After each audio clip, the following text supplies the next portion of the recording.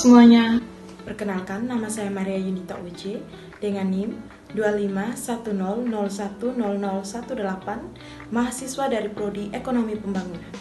Berikut saya akan menampilkan video pemahaman materi masa stabilisasi ekonomi pada tahun 1966 sampai tahun 1968. Silakan menyaksikan. Masa stabilisasi ekonomi pada tahun 1966 sampai tahun 1968. Yang pertama, problem yang dihadapi. Pada awal tahun 1966, Indonesia mengalami krisis ekonomi berat, di mana pada tahun itu terjadi hiperinflasi yang sangat tinggi hingga ratusan persen, APBN defisit besar hingga subsidi sulit dikurangi, cadangan devisa habis, utang luar negeri jatuh tempo, kelangkaan barang, bahan baku, dan pangan. Produksi ekonomi stagnan bahkan menurun, serta kondisi politik belum stabil pasca pergantian rezim. Situasi ini menuntun solusi cepat untuk memulihkan ekonomi.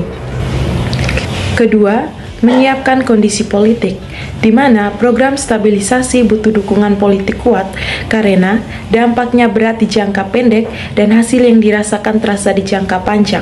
Langkah penting yang dapat diambil yaitu setelah super semar pada tahun 1966, situasi politik mulai stabil. Pemerintahan yang dipimpin oleh Soeharto dengan dukungan tokoh seperti Sultan Hamengkubuwono IX, dibentuknya tim teknokrat oleh Widjojo Nitisastro dan kawan-kawan. Stabilisasi politik semakin kuat hingganya terbentuk Kabinet Pembangunan pada tahun 1968. Pada intinya, stabilitas politik menjadi syarat utama keberhasilan kebijakan ekonomi. 3. Menyiapkan program ekonomi. Langkah awal yang diambil. Ada dua langkah mendesak yang diputuskan untuk dilaksanakan. Yang pertama, yaitu mendorong ekspor dengan merombak sistem kurs devisa ganda dan berbagai aturan perdagangan yang menghambat kegiatan ekspor. Yang kedua, merundingkan penjadwalan kembali ulang yang ada sekaligus pinjaman baru. Keduanya dilakukan mulai pada Mei tahun 1966.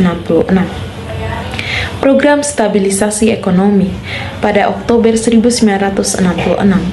Tujuan utamanya yaitu untuk mengendalikan inflasi, memulihkan pertumbuhan ekonomi. Terdapat 4 pilar kebijakan, yaitu yang pertama, kebijakan dekontrol atau liberalisasi ekonomi. Pada kebijakan ini, tujuannya untuk mengurangi kontrol pemerintah berlebihan, mengandalkan mekanisme pasar, membuka investasi asing dan domestik. Yang kedua, kebijakan fiskal, untuk menyeimbangkan APBN atau anggaran berimbang, mengurangi subsidi, serta meningkatkan pajak. Yang ketiga yaitu kebijakan moneter. Tujuannya yaitu untuk mengendalikan uang beredar, menaikkan suku bunga, membatasi kredit untuk menekan inflasi. Yang terakhir yaitu ada kebijakan neraca pembayaran, di mana kebijakan ini bertujuan untuk mendorong ekspor, menarik bantuan luar negeri, serta negosiasi utang antara Paris Club dan IGI. Yang keempat, persoalan-persoalan yang timbul. Program ini awalnya berjalan muncul. Yang keempat, persoalan-persoalan yang timbul. Program ini awalnya berjalan mulus hingga muncul beberapa masalah. Yang pertama yaitu dilema stabilisasi versus pertumbuhan. Jika kebijakan yang diterapkan terlalu ketat, maka ekonomi akan terhambat. Sebaliknya, jika kebijakan terlalu longgar, maka inflasi akan naik. Yang kedua, kendala politis dan operasional dalam menyeimbangkan APBN, pengurangan subsidi dan kenaikan harga memicu protes.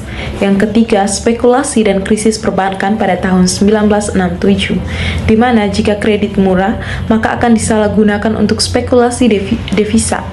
Yang keempat, ada krisis beras pada tahun 1967 sampai 1968, di mana terjadinya gagal panen akibat El Nino, harga beras melonjak drastis dan hampir meninggikan stabilisasi.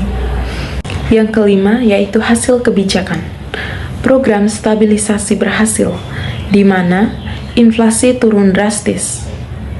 Pada tahun 1966, inflasi sebesar 635%, tetapi pada tahun 1969, inflasi turun menjadi 9,9%, dan pada tahun 1971, inflasi turun menjadi 2,5%. Uang beredar berhasil dikendalikan, ekonomi mulai tumbuh kembali, di mana pada tahun 1968, 10,9%-nya pertumbuhan ekonomi.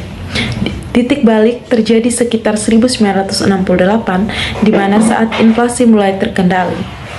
Kesimpulannya, program stabilisasi pada tahun 1966 sampai 1968 berhasil karena adanya dukungan politik yang kuat, kebijakan ekonomi yang komprehensif, disiplin fiskal dan moneter, dukungan internasional yang memberikan hasil. Hiperinflasi berhasil dijinakan, ekonomi kembali tumbuh serta menjadi dasar pembangunan ekonomi Indonesia selanjutnya.